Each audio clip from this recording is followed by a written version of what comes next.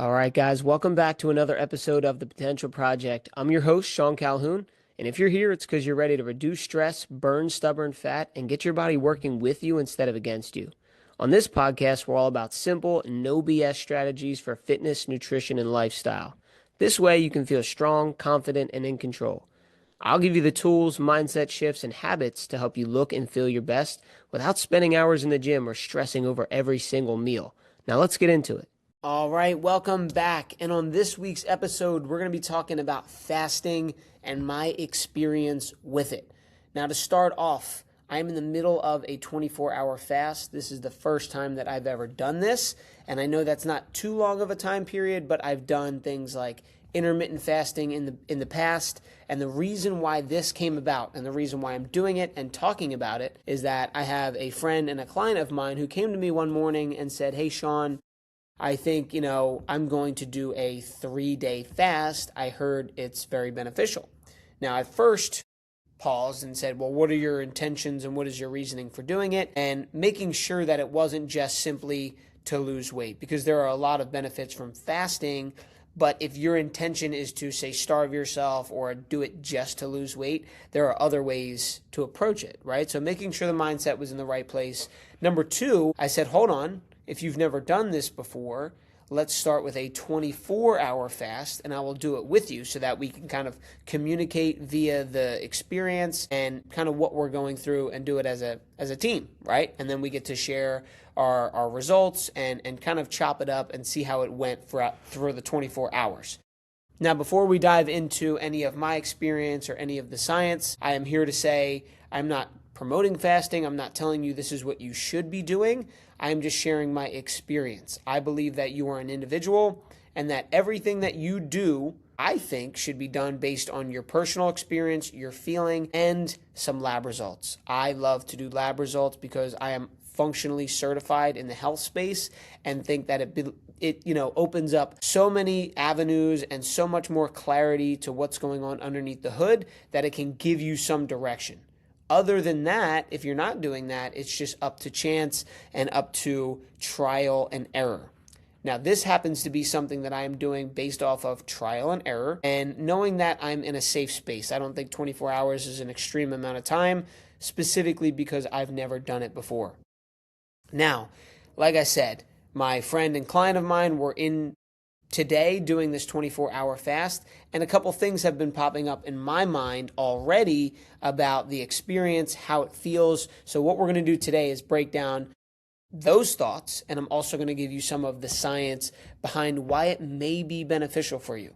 And also, I'll touch on if you're a specific person, right, like maybe a woman over the age of 40 who's going through peri and post-menopause, that it might not be the best intention for you at this moment. And there's some ways to figure out how and why, aside from your lab results.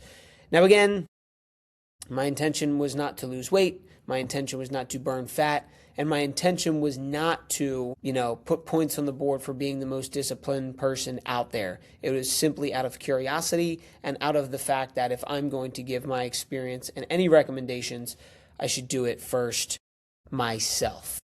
Now, here's what some of the research suggests about fasting. Now, there is a lot of different ways that you can approach fasting. You may have heard of intermittent fasting, which typically is a window of time in which you do not eat and a smaller window of time in which you do consume an amount of calories throughout the day. So, for example, a lot of people do a 16-8, which is where you eat during 8 hours of the day, your normal amount of food just within that narrow window of time, and then you fast for 16 hours. If you're accompanying that with some sleep, that's not that difficult of a thing to do. In fact, it is kind of how our bodies should operate because we should be eating when the sun is up and are allowing our body to digest when the sun is down. That's one way you may have heard of fasting. There's also a 24-hour fast, which is where you literally stop at one point during the day and go 24 hours without eating. So what I'm doing is a 24-hour fast.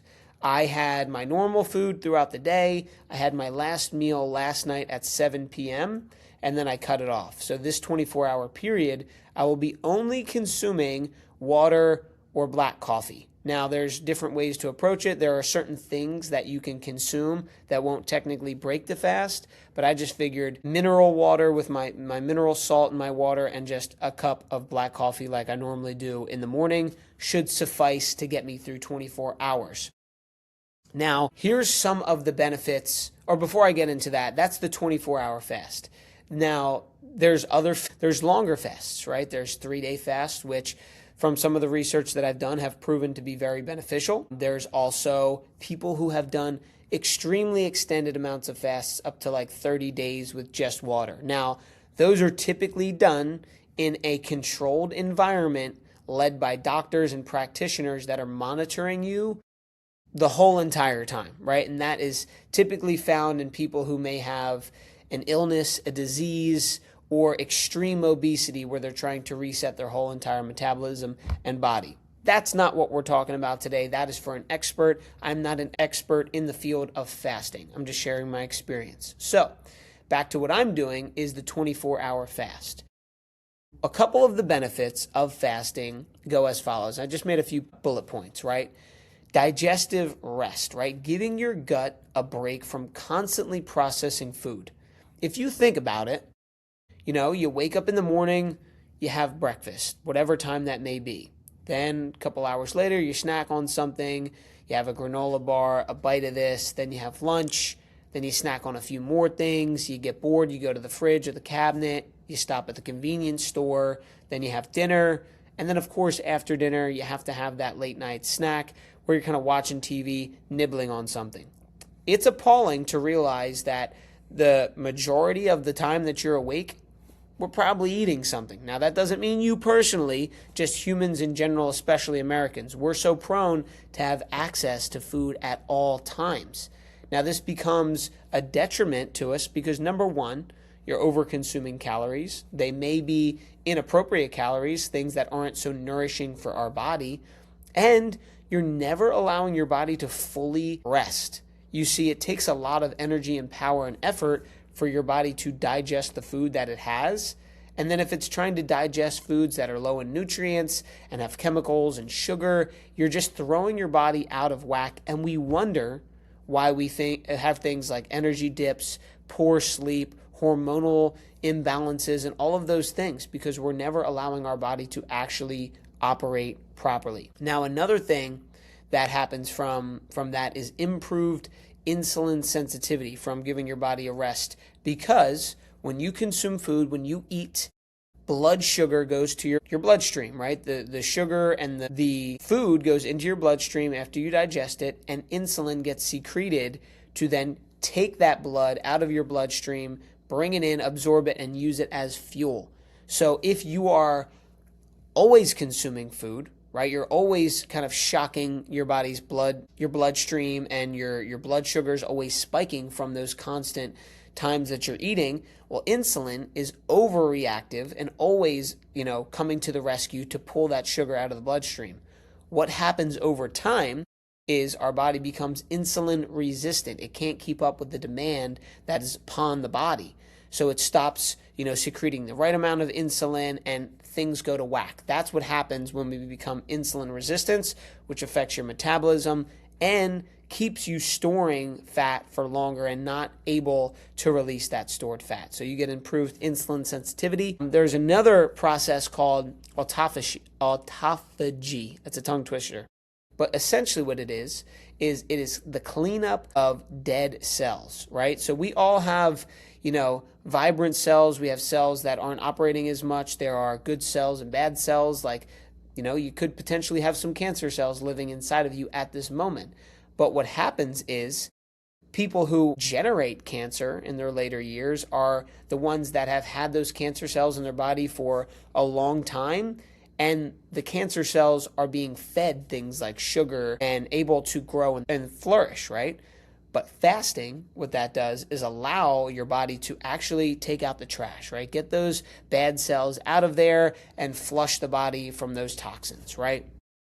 Another thing that happens and that I've experienced today even is mental clarity and focus, right? Like I, have experienced that I have extra time because I'm not eating, And number two is that certain foods will affect your body and your energy systems differently. If you're eating food that is, again, not nutrient dense, it may be laden with sugar, and it's not appropriate for your metabolism, well then guess what? That's going to cause you to feel tired. That's going to make you feel mentally foggy and just thrown off. Your energy is going to be thrown off.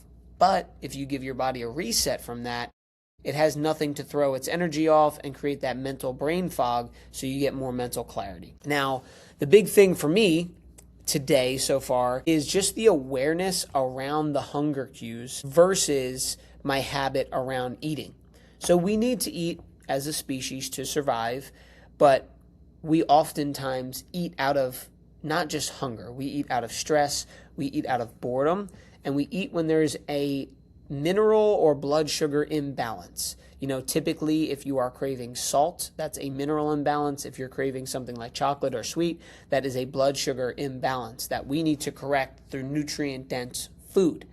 Another thing is, if work is stressful, if you have something lingering on your mind and you just have this overwhelming stress, or even acute small stress, you tend, or I tend, to want to eat something, right? It kind of gives you that sensation of feeling good. It releases some good hormones, and it kind of like numbs down the pain of the stress. So that's another thing that we tend to do when we're eating. And the last thing, like I said, was boredom, right? It's like you're doing some work on the computer or whatever your job may be, and let's say you're not active in it 24 or like the full time that you're working. Let's say you work 8 hours. You're not glued to the computer or what you're doing that whole time, so we get bored.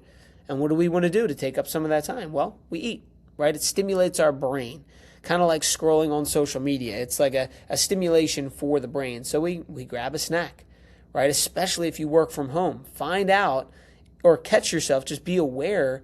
Are you kind of like moseying down to the fridge? Are you opening the fridge even if you're not hungry? Are you opening the cabinet and grabbing a snack and just eating it mindlessly? What happens is we end up doing that. And number one, again, we're not giving our body any time to fully digest from the meal that we had. Number two, we're continuing to spike our blood sugar. And number three, we're eating extra calories that we probably don't need. Hey, hope you're loving the episode so far. Thanks for spending some time with me. I got a quick favor to ask. Make sure you're subscribed to the podcast because that's how I know you're getting value from the show. And this way, you never miss an episode. All right, now back to the show. Right, I'm not here to talk calories in versus calories out. That's another topic. That's another discussion. But that's what happens, right? And then the last thing I'll touch on is that fasting will improve your metabolic flexibility. So that's your ability to use stored fat and stored fuel efficiently. So that's what we want to have happen, right? We eat food. It should help grow our organs, our body, our skin, and create our physical being, but it's also used to fuel our cells for energy. So if your body has become insulin resistant and you're just feeding it junk all the time, your metabolism's ability to use food as fuel, its ability goes down. So we want to kind of re-spark that ability so that your body can start burning fat for fuel instead of storing it all the time. Right? So again, I want to use this as a disclaimer, especially if you are, a woman above 40 in that peri and postmenopausal phase, that I work a lot with, you and women of that age. And a lot of women already undereat the amount of calories and nutrients that they should have. They potentially overtrain and are overstressed. So this is a person who is not a candidate for fasting, right? So not that you need to just turn off the episode and forget what I'm saying, but what I'm saying is that I'm not here to promote to you that you need to fast. If you're someone who is not consuming enough calories, and 1,200 calories is not enough, by the way. If you're overtraining, like working out every day of the week or twice a day, or just kind of like hitting the pavement hard because you think you need to burn extra calories, and your job, your home life, you are overstressed from a lot of things, both mentally and physically, fasting will not help you, right? It's only going to backfire. It's going to be like a catabolic event for your body and break you down even more. You need to nourish and heal the body first, right? Because fasting is not a one size fits all tool, right? It doesn't just work for everybody. So to that person, if you're listening and you're a woman who's in that peri and postmenopausal phase, you're potentially under eating, you're working out a lot, and you still feel stressed, your body needs to be in a safe space. It needs to feel safe. It needs to be nourished with the right mineral balance, with the right nutrients, with the right amount of rest and stress reduction in order to then release fat and feel good and have energy. So this isn't your approach. Now, just remember, even someone who is going to approach a fast, you need to have a constant state of nourishment, stability, and safety in your regimen, in your habits, and in your mindset before you even approach it. I know I'm saying this like it's something extreme. All I'm doing is a 24-hour fast, but for some people, it might backfire on you. So I just want to warn you before you may even attempt something like this.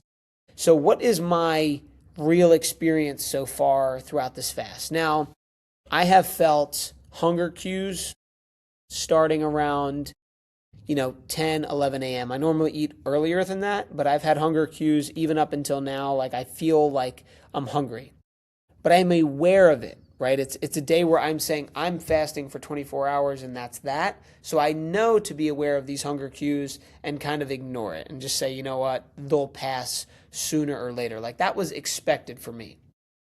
But again, back to the emotional and behavioral side, this was the real thing that I wanted to break down on today's episode, is that how often do I eat out of habit, out of boredom, and out of an emotional tie, right? I love food. I don't live to eat. What's the phrase? Some people eat to live and some people live to eat, right? I live to eat. I love food. I love the experience of it. I love sitting down for a meal. I love the flavors. I love everything about it. And that's why I'm so passionate about training and about nourishing the body properly. So what I've realized, though, is that it also comforts me. If I'm bored, it kind of gives me that warm, cozy feeling inside when I have a snack or I eat a nice big meal. If I'm slightly stressed, now overall, I'm not overly stressed in life, but if there's any type of stress occurring, even at a minimal amount, don't you know it? Eating a meal makes me feel good. So I've realized today, like, how many times I've been triggered to want to go get something, right? I even got to the studio today and I was like, dang, I forgot to pack a lunch. And then realized shortly after that I wasn't eating anyway. So it was okay that I didn't pack a lunch. But it's just habitual, it's stress-driven, and it's emotional-driven for me. So I've had the ability to step back, build some awareness around that, and just have some more mental space, right? And that was enabling me, at least today, to have more intentional focus in what I was doing, just being present with my clients or the work that I was doing on the computer, having direct focus and mental clarity towards it, and not be consumed with worrying about eating or even giving myself a break. I'm not telling you to not eat so that you have more time to be productive, but don't you know it, I didn't have to drive anywhere to get food or take a half an hour to have lunch. Like I just kind of went about my day, right? So that's my experience. Now, the deeper lesson I found was beyond food, really. And it was more about, the attention on my identity and the awareness that not eating for a while brought to me. You see, most people aren't struggling with the food that they're eating. They're struggling with patterns that they've built and the identity that they've built within their life, right? We use food to cope with things. We use food to avoid circumstances, use food to soothe our feelings and our emotion, or to just fill the time and the space, right? So by me or potentially you removing food temporarily, it's exposing those behavior patterns that we usually ignore, right? We just think it's a part of our normal life. We think it's just something that happens. But man, do you start to realize when I'm eating out of emotion, I'm eating because I'm stressed, I'm eating because I'm angry, I'm eating because I'm sad, I'm eating because I'm bored, right? These are the real keys that I'm getting out of this experience, aside from all the physical benefits that are happening to me at the moment. And this is why, and I say this all the time, is that awareness and your ability to tune into that and be present is more powerful than any workout, any diet, and any habit that you might try to better your health. Because your subconscious, your intuitive body and your nature knows exactly what you need to survive. It knows exactly what you need to thrive and to be your best self and to have energy. So the more you're able to kind of quiet the noise and listen into that, the better you're going to feel, right? So kind of how this ties into how I operate with coaching my clients and just my philosophy on health and fitness in general is that I truly try to help women rebuild their trust with their bodies. Yes, there are specific habits, there's specific techniques that we do to approach this, but if you don't love yourself, if you look at yourself in the mirror and say, ugh, I'm so fed up, that's gross, then it's going to be really hard to stay consistent with things and to build progress and momentum in your health journey. So what my goal is and what I help women do is to just build trust within themselves and within their body, right? To prioritize stability over extremes. So if you're able to build awareness, you're able to build stability around your habits. And then the other thing is that I love to focus on things like data and labs and feedback rather than just guessing, right? So things that you can do based off of that data that gives you real life stability. So I'm collecting data from myself and my experience to use forward for myself, right? So a tool like fasting, which is really what it is, it's a tool that you can use. It can exist and you can do it, but my suggestion is that you only do it when your foundation is strong. You see, I've been working on my ability to eat clean and exercise and build some type of mental discipline for a long time, for 10 to 15 years. So I felt that I was ready and capable to attempt a 24-hour fast. You may be someone who is way more, advanced than me and so much more healthy and so much more disciplined. And you're like, you know what? 24 hours is a piece of cake, and that's okay too.